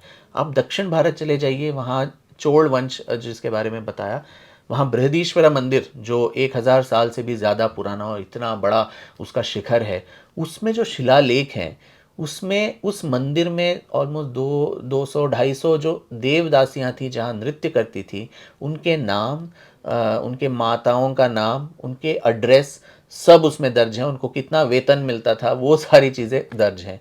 और चोल वंश जो है, अपने जो शिलालेख हैं वो तमिल में और संस्कृत दोनों भाषाओं में अलग अलग मीडियम से करते थे। एक तो पाम लीफ हो गया या कॉपर प्लेट्स हो गया, उसमें भी अंकित किया ताकि एक अगर नष्ट हो जाए तो दूसरा बच जाए। तो इन्हीं के बदौलत काफ़ी हद तक जो चोल वंश के इतिहास है वो हमें बरामद होती है। इसी तरह जो पूर्वोत्तर जो असम के हैं, बुरुंजीज नाम का है, जो पूरा 600 से भी ज़्यादा साल का जो अहोमिया इतिहास है, उसको वहाँ पे वो रिकॉर्डेड है। तो जो भी नष्ट भी हो गया हो, उसके बावजूद जो अवशेष मिले हैं, उन्हीं डॉट्स को अगर हम एक सही नज़रिए से उस डॉट्स को कनेक्ट करें तो एक पूरा दूसरा ही एक चित्र भारत के इतिहास का मिल सकता है। बहुत सारी चीज़ें मैं मानता हूँ या तो नष्ट हो गए हैं या हमने उस तरीके से उसको दर्ज नहीं किया जिस तरह से आज हम एक आधुनिक इतिहास का स्वरूप लेते हैं। जो ग्रीक, हमारे समकालीन जो ग्रीक थे, यवन थे, उन्होंने जिस तरह से इतिहास को रिकॉर्ड किया, हेरोडोटस जो इतिहास का पिता, फादर ऑफ हिस्ट्री मानते हैं, उन्होंने जिस तरह से लिखा शायद हमने नहीं लिखा। पर भारत में हर चीज़ करने का एक भिन्न दर्शन है, जीवन को देखने का ही एक नज़रिया, हर चीज़ में एक अलगता है। तो इतिहास लेखन में भी वो है। उससे हमें आज आधुनिक परिवेश में कैसे वो ज्ञान वहाँ से जो निहित है उसको बाहर निकालें, उसकी ज़रूरत है। और हम ये सारे जो संस्था जो मैंने बोला, उससे जो कोशिश कर रहे हैं वो वही है कि क्या हम उस सोर्स के पास जाके वहाँ से ज्ञान का अर्जन कर पाएँ। क्या वजह थी इसका? मेरे प्रश्न का एक दूसरा हिस्सा था कि क्या ये जानबूझकर हम नहीं जानते थे? यह एक बहुत ही उदार निष्कर्ष है। प्राचीन लोगों के लिए हम मान सकते हैं कि कथा के रूप में उन्होंने अपनी बातें कही, इतिहास दर्ज किया।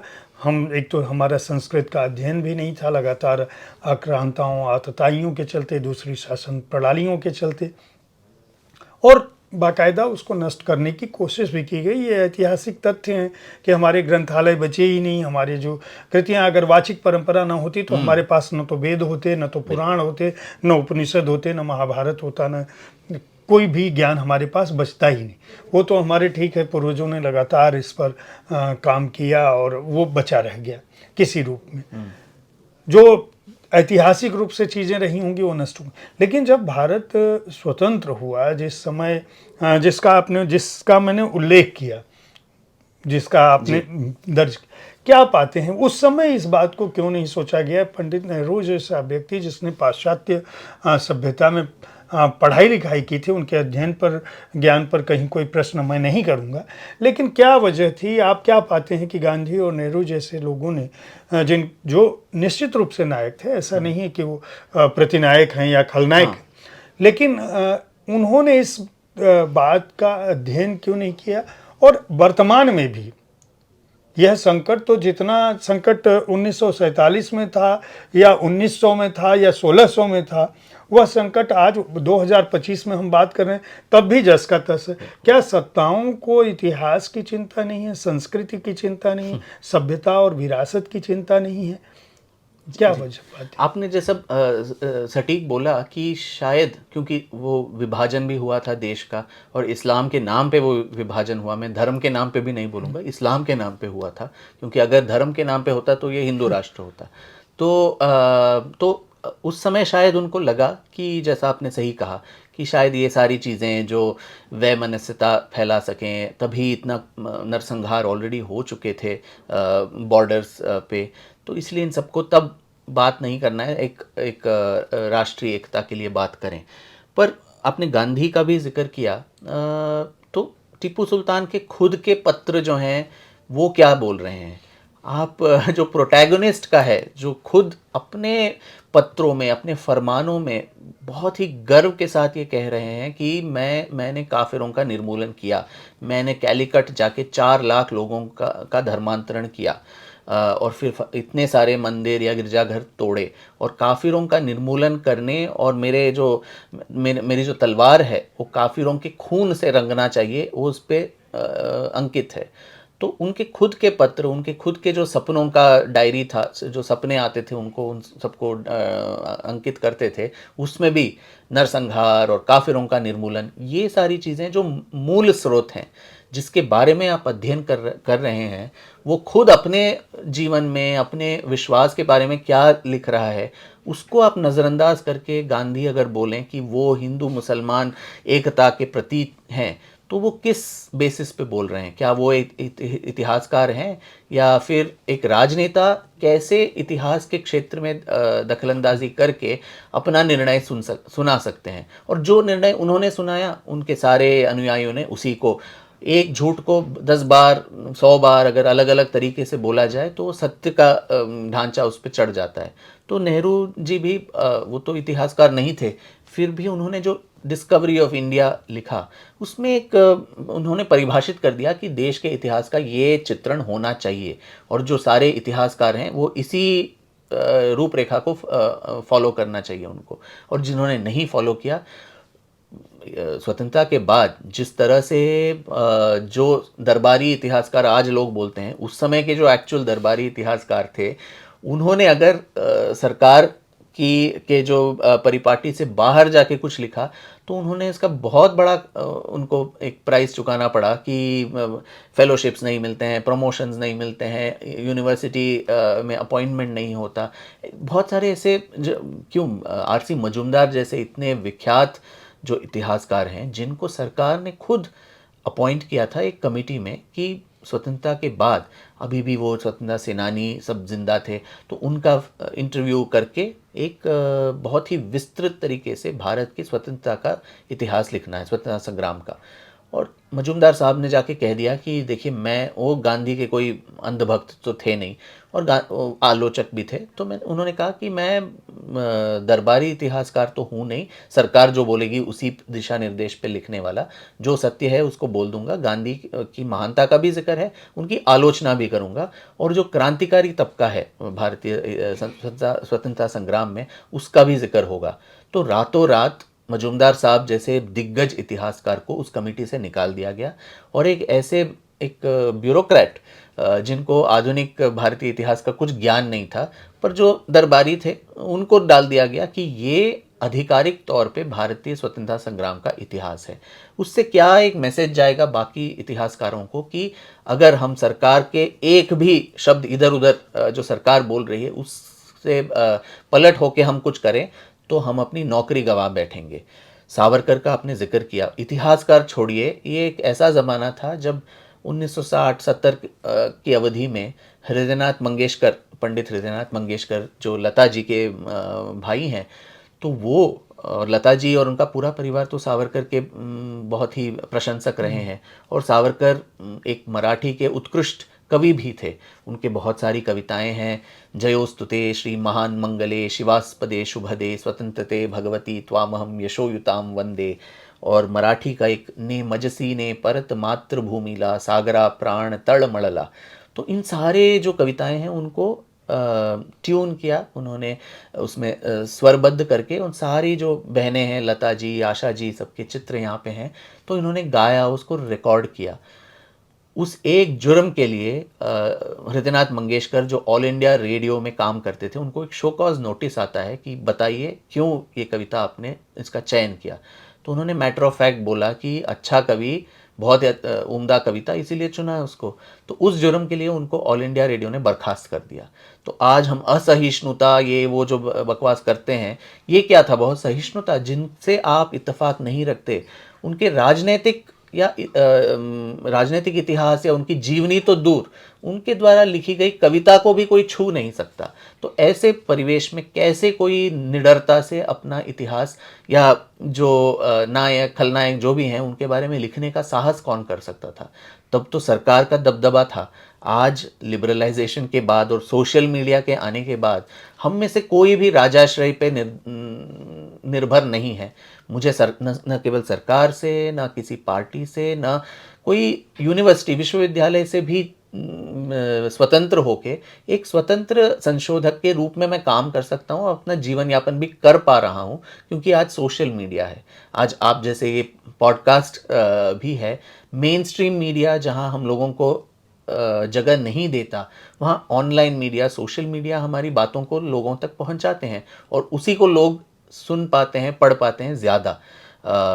सावरकर की भी जब किताब आई, मैं बैंगलोर में तब तक 10-12 साल मेरा साहित्यिक सफ़र हो चुका था, मुझे अवार्ड्स मिल चुके थे, लोग मुझे जानते थे। जो बुक स्टोर्स थे, आप हैरान होंगे, कुछ बुक स्टोर्स ऐसे थे जो पेंगुइन जैसे प्रकाशक को भी ये बोलते थे कि हम विक्रम से हमें कोई परहेज़ नहीं है, वो इसी शहर का व्यक्ति है, और हम उनके बाकी जो गौहर जान का हो या बालचंद्र जी पे हो या वड़ियार का किताब हो वो रखेंगे, पर सावरकर का किताब हम अपने स्टोर में रख के स्टोर को अपवित्र नहीं करना चाहेंगे। तो ये 2019-20 की बात मैं कर रहा हूँ, पर इसके बावजूद लाखों में ये दोनों प्रतियां इसीलिए बिकी क्योंकि सोशल मीडिया है। आज हम किसी मेन स्ट्रीम मीडिया में कोई रिव्यू छाप देगा, उसको पढ़ के लोग प्रभावित होके या तो किताब खरीदेंगे या उसको डिस्कार्ड कर देंगे, ऐसा होता ही नहीं है। तो मेन स्ट्रीम मीडिया जितना इरेलेवेंट हो चुका है आज के ज़माने में, जो न्यूज़ स्पेशली प्रिंट मीडिया, एक ज़माने में वो तय करते थे सरकारें या मीडिया है कि हम आपको बताएंगे कि आपको क्या पढ़ना चाहिए, ये देश का आधिकारिक और ऑथेंटिक इतिहास है। आज ऐसा नहीं है। जो स्थापित इतिहासकार हैं उनके भी जो निष्कर्ष हैं उनको चैलेंज करते हुए बहुत सारे लोग आ रहे हैं।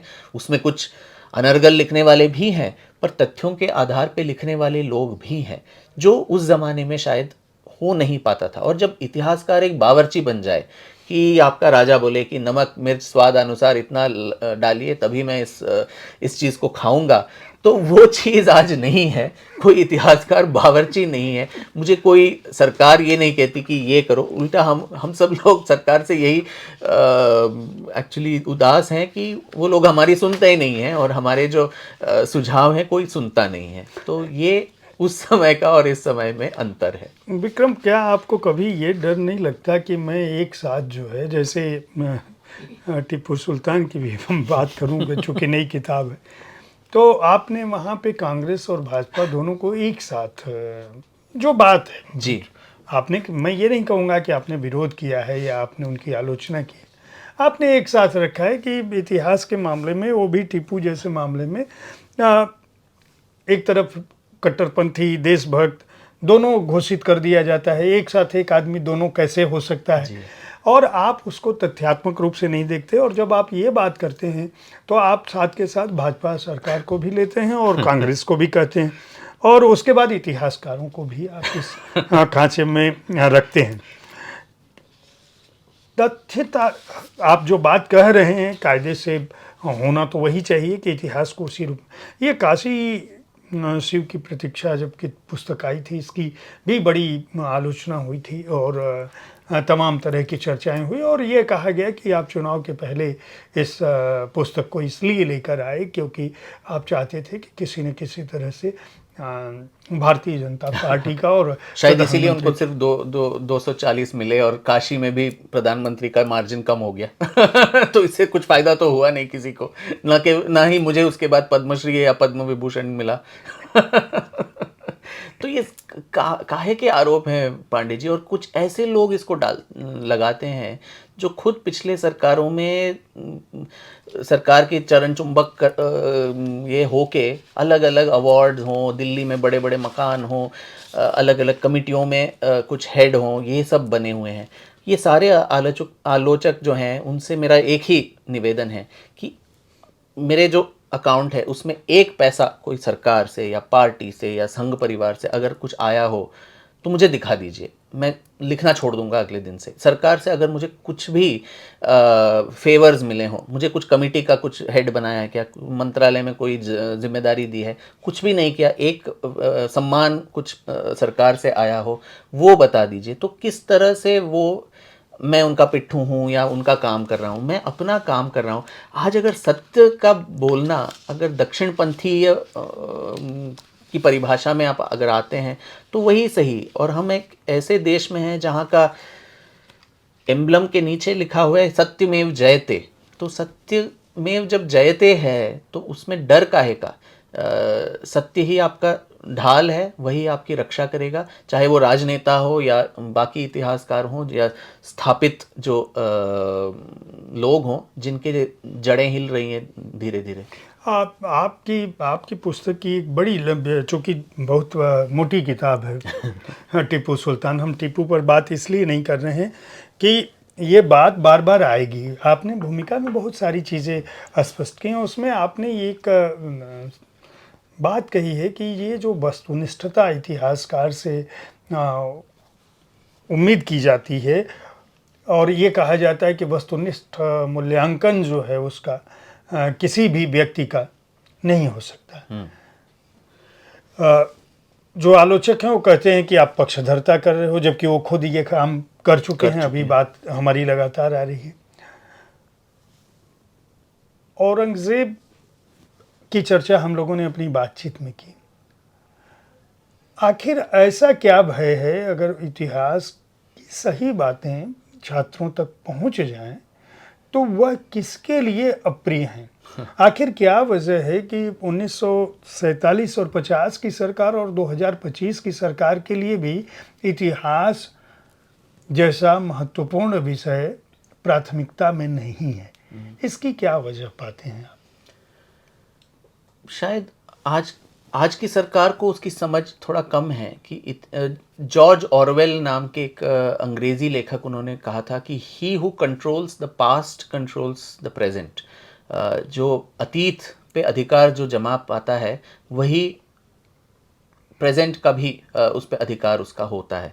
तो ये ब्रिटिश साम्राज्य हो या फिर नेहरू सरकार और कांग्रेस की सरकार जो थे, जिसके सारे शिक्षा मंत्रियों का एक प्रोफाइल था, आप खुद जानते हैं जिस तरह के एटलीस्ट तीन जो शिक्षा मंत्री थे, तो किस तरह से एक शिक्षा प्रणाली बने वो समझते थे। शायद आज की सरकार को उसका उतना ज्ञान नहीं है कि इतिहास को अगर हम ठीक करें तभी ये जो राष्ट्रीय जनमानस है, जो हमारी खुद की पहचान है, आइडेंटिटी एज अ कंट्री, एक सभ्यता के तौर पे, एक राष्ट्र के रूप में हमारी जो पहचान है उसको हम ठीक कर सकते हैं। क्या हम राष्ट्र ही नहीं थे? क्या हम एकीकृत नहीं थे सांस्कृतिक तौर पे और धार्मिक रूप से? क्या हम एकीकृत कभी थे ही नहीं और अंग्रेज़ों ने आके हमको एकीकृत किया? ये सारी चीज़ें मूलभूत विषय हैं जो जड़ तक पहुंचती हैं, हमारे जड़ों तक। तो इनको ठीक करना एक राष्ट्र निर्माण का एक बहुत महत्वपूर्ण अंग है। इसकी उतनी समझ शायद आज की सरकार को है नहीं, या है भी तो शायद उसमें उतना ज़्यादा काम नहीं हो पा रही है। जो इसका वजह वो खुद जानेंगे, क्योंकि मुझे तो कोई वजह पता नहीं है। क्या शायद आपके जो पत्रकार मित्र हैं वो आपको बता दें अंदर की खबर।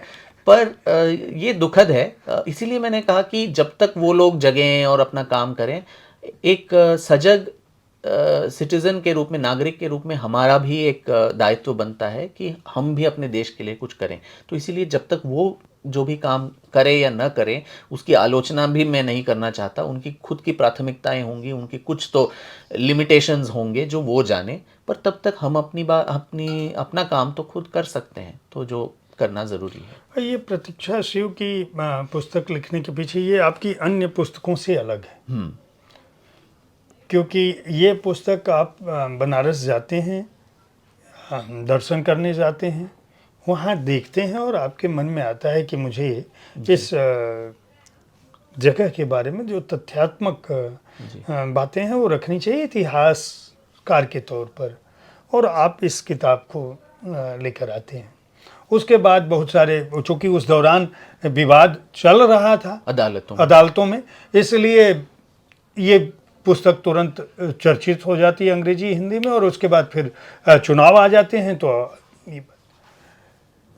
ये जो मथुरा है, काशी है, या अभी औरंगजेब की कब्र है, एक तरफ मंदिर है, एक तरफ अब कब्रों की बात आ रही है। इतिहास को अपनी जो निर्माण है, जो हमारे कब्र का निर्माण हुआ, मंदिरों को तोड़ा गया, या कोणार्क की हम बात कर लें, या हम्पी की बात कर लें, बहुत सारे मिलेंगे, बहुत सारे, खजुराहो की बात कर लें। एक तरफ हमारा अतीत मंदिरों में भी इतना समृद्ध रहा है, दूसरी तरफ बीच का कालखंड एकदम उनको ध्वंस करने का है। और आज भी, अभी मैं आपसे बातचीत करने से बमुश्किल 10 दिन भी नहीं हुए होंगे जब मैं कोणार्क से लौटा हूँ, और वहाँ चीज़ें ढह रही और बाद में सीमेंट से, ये इस तरह की जो पुरातात्विक धरोहरों के साथ उनकी जो अनदेखी, मुझे लगता नहीं, बहुत पीड़ा, जब भी हम ये बात करेंगे तो हम कहेंगे कि जो 47 में चल रहा था, जो 77 में चल रहा था, जो 2007 में चल रहा था, वो 2024 तक तो स्थितियाँ वैसी ही हैं। अगर हम उनको प्रिजर्व करने की भी कोशिश कर रहे हैं तो क्या वहाँ पे ऐसे कोई सीमेंटेड कोई चीज़ खड़ी कर देनी चाहिए? क्या मूल ये आखिर क्या इसके प्रति भी जो हमारी पुरातात्विक धरोहरें हैं, जो हमारे अवशेष हैं, क्या इनके प्रति भी कोई जो आपका फाउंडेशन है, इस तरफ भी कुछ विचार कर रहा है कि इनको कुछ करने का प्रयास किया जाए, किसी तरह से सरकार को जागृत किया जाए, या लोगों को बताया जाए, या हमारी जो पुस्तकें होंगी उनमें इस तरह की धरोहरों पर भी कुछ काम हो? अब जागृत उनको कर सकते हैं जो सोए हुए हैं, जो सोने का नाटक कर रहे हैं, उनको कैसे जागृत किया जाए? तो सबको पता है कि पुरातत्व विभाग, डॉक्टर के मोहम्मद ने खुद अलग अलग संदर्शनों में कहा है कि एएसआई का तो बंटाधार हो गया है, बहुत सारी साइट्स को ठीक से काम भी नहीं कर पा रहे हैं। तो एक निजी संस्था के तौर पे हम पुरातत्व, जो एक्चुअली सरकार के कार्य क्षेत्र में आते हैं, उसमें हस्तक्षेप करना मुश्किल ही होगा। पर इतिहास में जो छेड़छाड़ हुआ है, जो विकृतियां हुई हैं, उसको ठीक करने का थोड़ा तो काम एक निजी संस्था कर सकती है। और आपने जो प्रतीक्षा शिव की किताब का जिक्र किया, तो उस दौरान ऑफ कोर्स अदालत में वो सब चल रहा है, और शायद बहुत सालों तक चलता ही रहेगा। हमारे देश में तो ऐसा ही है, तारीख पे तारीख होते ही रहेंगे। पर एक इतिहासकार की एक जिम्मेदारी भी बनती है कि किस चीज़ पे हम लड़ रहे हैं। रोज़ मीडिया में पत्रकार मित्र जो हैं, वो न्यूज़पेपर्स में वो लिखते ही आ रहे हैं कि ज्ञानवापी मस्जिद जो नाम ही एक संस्कृत नाम का मस्जिद, जो एक विरोधाभास है, तो उसमें जो दावपेच हो रहे हैं दोनों पक्षों का, हरिशंकर जैन जी, विष्णु शंकर जैन जी जो हिंदू पक्ष रख रहे हैं, पर किस चीज़ के बारे में हम लड़ाई लड़ रहे हैं, क्या है उसका इतिहास, उसका एक 1000 वर्ष से भी ज़्यादा जो हमारे पूर्वजों ने उस क्षेत्र को बचाने के लिए जो मेहनत की, जो बलिदान दिए, त्याग किए, वो कोई आज का संघ परिवार, भाजपा, आरएसएस, विष्णु जैन उन तक सीमित नहीं होना है। हमें वो एक जो सिविलाइजेशनल कॉज है उसको लेके आगे जा रहे हैं। तो और वो क्या है, कौन से बहुत ही एक मुश्किल समय में हमारे पूर्वजों ने क्या क्या बलिदान देके उस जगह को सुरक्षित रखा, उसके बारे में है। और साथ ही इसको तोड़ मरोड़ के जिस तरह से प्रस्तुत किया गया और क्यों, उस चीज़ का भी उसमें वर्णन है।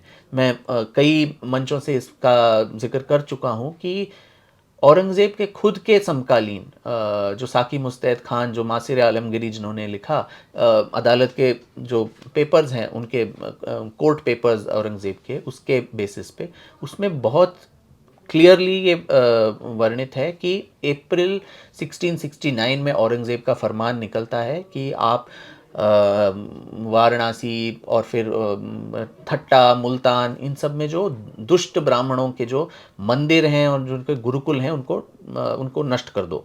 और 6 महीने बाद सितंबर 1669 में बनारस से एक रिटर्न जवाब उनको जाता है कि बादशाह के आदेश पर हमने बनारस के सारे मंदिर इंक्लूडिंग विश्वनाथ, जो विश्वनाथ का अपभ्रंश है, उसका मंदिर भी हमने तोड़ दिया। तो ये समकालीन दस्तावेज में है, पर इसको स्वतंत्रता के बाद किस तरह से तोड़ा गया है उसका एक उदाहरण मैं देना चाहूँगा कि डॉक्टर बिशंबरनाथ पांडे नाम के एक बहुत बड़े पंडित और कांग्रेस के एक वरिष्ठ नेता, शायद कुछ देशों के राज्यों के राज्यपाल भी रह चुके हैं और उनको अलग अलग सम्मान, साहित्य अकादमी, पद्म सम्मान सब मिल चुका है। उन्होंने एक पेपर में लिखा था कि औरंगज़ेब ने क्यों ये मंदिर को तोड़ा। तो उनकी कहानी के अनुसार एक ज़माने में, उसका ईस्वी नहीं देते, डेट नहीं देते, एक ज़माने में औरंगज़ेब आगरा से बंगाल तक जा रहे थे। औरंगज़ेब की किसी भी अधिकृत जीवनी में ये नहीं लिखा गया है कि औरंगज़ेब खुद कभी बंगाल गए, वो सिर्फ अपने सेनापतियों को भेजे थे। तो इस कहानी में, पांडे जी की कहानी में, ये जाते हैं, ये दूसरे पांडे जी हैं जो तो वो जा रहे हैं और फिर रास्ते में बनारस आता है। तो उनके साथ बहुत सारे राजपूत जो हिंदू राजा और रानियां थी वो भी साथ जा रही हैं। रानियां क्यों साथ जाएंगी बंगाल के कूच पे पता नहीं है, पर ठीक है, मान लेते हैं कि गए। तो रास्ते में बनारस आता है तो राजा सब जाके उनसे पूछे कि विश्वनाथ का मंदिर है, हमें बहुत ही श्रद्धा है इस पे, तो क्या हम रात को यहीं कूच करके पूजा अर्चना करके निकलें सुबह। तो औरंगज़ेब तो उदारवादी और सेकुलर और वो सब था, धर्मनिरपेक्ष उदारवादी राजा, तो उन्होंने कहा ठीक है तुम पूजा कर लो। तो फिर दूसरा एक विडंबना कि जो राजा उन्होंने खुद जाने पूजा करने की अनुमति मांगी, वो खुद नहीं जाते, वो अपने रानियों को भेजते हैं। और रानियां भी ऐसी राजपुताना की रानियां, वो निहत्थे थे, बिना किसी बॉडीगार्ड का, कोई सोल्जर, कोई सैनिक नहीं उनके पास, अकेले जाती हैं, गंगा में नहा के जाके पूजा, विश्वनाथ की पूजा करके वापस लौटती हैं।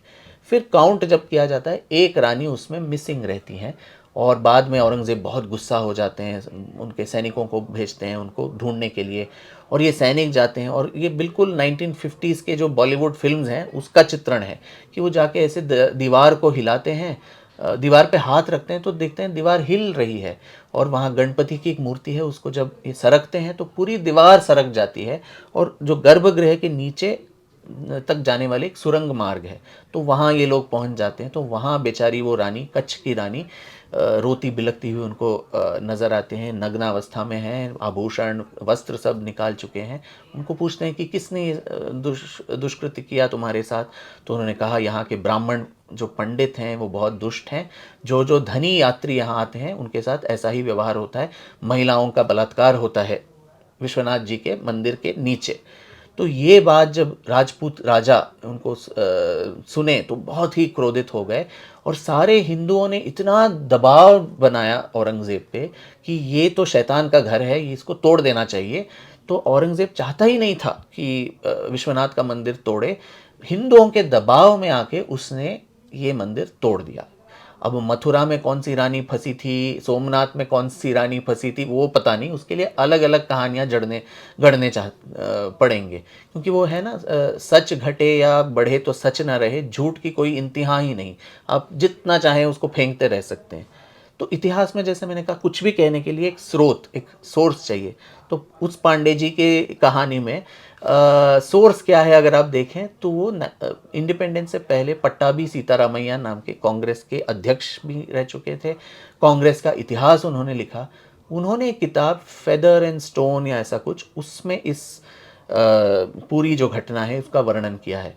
और उन्होंने कहा, मेरा कोई दोस्त था जो लखनऊ में रहता था, और उसका एक दोस्त था जो एक मुल्ला था, और नामचीन मुल्ला था। उसके घर में एक बहुत ही रेयर एक पांडुलिपि थी जिसमें ये पूरी घटना का जिक्र है। और मैं चाहता था कि वो मुल्ला से मिलके वो पांडुलिपि देखूं, पर उससे पहले मेरा दोस्त मर गया तो मैं मुल्ला से मिल नहीं पाया। पर ये जो घटना है वो लोक विदित है, सब जानते हैं कि इसी कारण से औरंगज़ेब ने काशी विश्वनाथ मंदिर को तोड़ा। अब मुल्ला का नाम पता नहीं, दोस्त का नाम पता नहीं है, वो पांडुलिपि का नाम पता नहीं है, फिर भी उसको एक सत्य के रूप में उन्होंने जो प्रस्तुत कर लिया, उसको बार बार, जैसे मैंने कहा, एक झूठ को आप 100 बार कह लें और पूरे गाजे बाजे के साथ कहें तो सत्य लगने लगता है। 2-3 पीएचडीज में इसका जिक्र है कि औरंगज़ेब ने इसी वजह से मंदिर तोड़े। उसके समकालीन साकी मुस्तैद खान को ये पता नहीं था, ताकि वो बेचारा, वो भी मासिर आलमगीरी में ये भी डाल देता कि इतना उदारवादी मेरा बादशाह था कि शैतान के घर को उसने ढा दिया जहाँ पे ऐसे दुष्कृत्य होते थे। तो ये सारे कपोल कल्पित कहानियाँ, ये सब स्वतंत्रता के बाद लोगों के मन में आए और एक के बाद एक गढ़ते गए, गढ़ते गए, गढ़ते गए। तो क्या आज एक इतिहासकार की जिम्मेदारी नहीं बनती इन सब चीज़ों को उजागर करना? इससे अगर किसी भाजपा को एडवांटेज हो या कोई और इससे मलाई खाए तो उससे क्या लेना देना? कोई, किसी ने इस सबको विकृत करके तब एडवांटेज तो किसी ने लिया था, क्यों इसको विकृत किया? और क्या आज इन सब चीज़ों को सही करना एक देशभक्त और एक निडर इतिहासकार की जिम्मेदारी नहीं बनती? विक्रम, आप आखिरी सवाल इसलिए करूँगा क्योंकि बहुत सारी बातों पे हमारी बातें तो ख़त्म नहीं होंगी। जब वैसे ही जैसे इतिहास अनंत है, हमारी गाथाएं अनंत हैं, उस तरह से हमारी बातचीत भी अनंतता विजय है। अनंतता की ओर जा सकती है। तो हम संवाद करते रहेंगे, लेकिन इतनी व्यस्तता में आप अपनी पुस्तकों के लिए और अपने शोध के लिए समय कैसे निकालते हैं? एक तो प्रश्न ये है, और दूसरा ये है कि अगली कौन सी किताब, और टीपू सुल्तान हिंदी में कब आ रही है, और अगली किताब आपकी कौन सी हो सकती है? कोई विषय चुन रहा है, उसकी प्रतीक्षा कर रहे हैं, कहीं जाएंगे आपके दिमाग में आएगा, या ये जो शौर्य गाथाएँ हैं जिनमें 15 हैं, बहुत सारे नायक आपने इसकी, अगर मैं गलत नहीं हूँ और भूल नहीं रहा हूँ तो आपने कहा है कि और भी इस तरह के नायक हैं जिनके बारे में बातें आएंगी, आनी चाहिए। तो ठीक है, आपने अभी टीम भी बना ली। मेरी बहुत सारी शुभकामनाएं। पहला बैच काम कर रहा है। मैं चाहूँगा कि बहुत सारी पुस्तकें आएँ, इस तरह से तथ्य सामने आए, उन पर चर्चाएं हों। आलोचक भी है तो वो पढ़े और देखे और फिर बाकायदा तर्कों के साथ सामने आए, कहीं कोई दिक्कत नहीं। और आपने तो बहुत ही उदारता से इस बात को स्वीकार किया है कि हम चूँकि हमारे सामने नहीं घट रहा है, एक व्यक्ति हमारी, मैं कहूँगा, जिस कविता की आपने बात की, स्याद वाद हमारा दर्शन ही पूरा वही है जो हाथी की कथा आपने सुना। इसके अलावा हम कहते हैं कि हम तो खुद को नहीं जान पाते। तो एक ऐसा दर्शन, एक ऐसी सभ्यता जो पूरे जीवन सिर्फ प्रशिक्षु बनी रहती है, इस बात को बाकायदा इस बात को कहती है कि अपने को जान लो तो ब्रह्म को जान लो। तो इतनी उदार परंपरा का हिस्सा होने के चलते निश्चित रूप से ये बातें आप भी वही बात कह रहे हो। लेकिन आपका अगला लक्ष्य क्या है और कैसे समय निकालते हैं, और कौन सी पुस्तक? समय कैसे निकालते हैं मैं खुद नहीं जानता पांडे जी, पता नहीं। अब तो एक ज़माना था जब मैं दिन में कहीं और नौकरी करता था और रात को बैठ के किताबें, संशोधन, लिखना। मेरी पहली 3 जो किताबें आई, मैसूर की, गौहर जान की और बालचंदर जो वीणा विद्वान थे, वो सब उस वक्त लिखा जब सुबह एक पूरा कॉर्पोरेट एक जॉब था। तो जब वो कर पाया और बाद में भगवती ने ऐसा आशीर्वाद किया कि उन सबको छोड़ के जो मेरा पैशन है, जो मेरी दिल की आवाज़ है, उसको मैं अपना प्रोफेशन भी बना पाऊँ, ये एक बहुत बड़ा वरदान उन्होंने दिया। तो उसका समय का सदुपयोग अगर हम कर पाएँ और चीज़ों को एक सुनियंत्रित तरीके से रखें, तो मुझे लगता है कि समय तो मिल ही जाता है। तो मैं फ़िज़ूल चीज़ों में मैं बर्बाद नहीं करता, काम पे ही जुटा रहता हूँ हमेशा। कैसे ये हो पाता है पता नहीं, वो उसी ईश्वर का देन है। और अगले जो मैं खुद के लेखन को थोड़ा विश्राम दे के अभी जो बौद्ध मत का इतिहास जो हम लिखने की कोशिश कर रहे हैं, उसका उस सीरीज़ का मैं ही एडिटर हूँ। जो अलग अलग स्कॉलर्स हैं, पंडित हैं, जो अपने अपने तरीके से जो स्रोत मैंने बताए थे, प्राइमरी सोर्सेज, उनका मूल्यांकन करके जो इतिहास लिखेंगे, उसको एक सूत्र में बांधना है। वो एक कहानी के तौर पे जो आम जनता तक भी पहुँचे, वो रिसर्च संशोधन उसका बहुत पुख्ता हो, बहुत अच्छा सा मेटिकुलस रिसर्च होना चाहिए, पर वो एक्सेसिबल भी होना चाहिए, जो आम आदमी एक कहानी के रूप में उसको पढ़े और उसके सत्य को समझे। तो उसी में मैं पूरी तरह से अभी तल्लीन हूँ। आशा ये है कि इस साल के अंत तक हम वो 3 या 4 खंडों के श्रृंखला को एटलीस्ट पब्लिशर तक दे देंगे, ताकि अगले साल की शुरुआत में वो किताबें आ जाएं और साहित्य तक में बहुत सारे ऐसे संदर्शन, न केवल मेरे साथ, पर मेरे जो संस्था है उसके अलग अलग फेलोज़ जो हैं, आपके बहुत सारे एपिसोड्स अभी से बुक्ड मैंने कर दिए हैं कि उन सारे जो हमारे फेलोज़ की किताबें हैं उनका भी आप संदर्शन करके उनकी बात लोगों तक, आपके इस बहुत ही लोकप्रिय प्लेटफॉर्म से उनकी बात लोगों तक पहुंचाएं। बहुत बहुत शुभकामनाएं और आभार संपत जी, इतना समय देने के लिए और इस बड़े उद्देश्य के लिए भी कि तथ्यों के साथ हमें अपने इतिहास को जानना चाहिए, अपने अतीत को जानना चाहिए, अपनी सभ्यता को जानना चाहिए, अपनी संस्कृति को जानना चाहिए। मुझे लगता है कि आपके आलोचकों के लिए भी यह एपिसोड इसलिए भी महत्वपूर्ण है क्योंकि उन्हें आपकी विचारों की स्पष्टता सुनाई पड़ेगी। इतिहास को लेकर जो उन लोगों कि जो आपके आलोचक हैं, उनकी जो रिजिडनेस मैं कहूँगा कि उनकी जो ये है कि नहीं संपत यह काम इसलिए कर रहे हैं, इसकी बजाय जो सही संदर्भ है उसमें तथ्यों को देखेंगे और अपने को भी एक बार विवेचित करेंगे कि वे अब जो लिख रहे हैं कम से कम उसमें वह दृष्टि उनके सामने आए कि तथ्यों को विचारों से प्रभावित नहीं होना चाहिए, वे जिस संदर्भ में हैं उसी रूप में सामने आने चाहिए। बहुत बहुत आभार आपका। धन्यवाद।